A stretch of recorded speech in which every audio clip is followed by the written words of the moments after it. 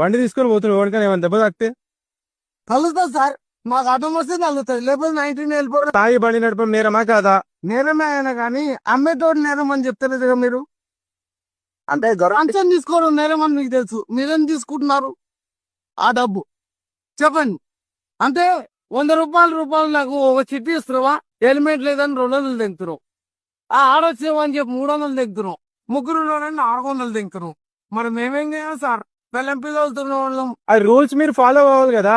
అక్క కట్టి పని ఇస్తాం, చెల్లె చిరంజీవి ఇస్తామని చెప్తే అన్ని రోజులు బాసు కాదు కాదు గురువు గారు.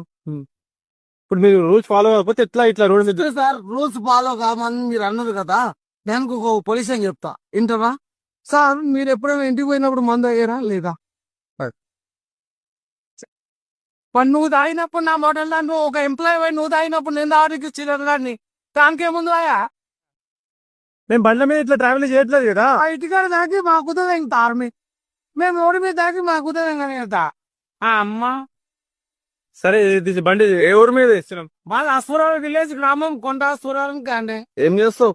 తుందిగలు పిలుస్తారా ఏం చేస్తావు నువ్వు? ఏం ఏం పని చేస్తావు? డ్రైవర్ ని. ఆటో డ్రైవర్ అని ఇట్లా తాగుతారా?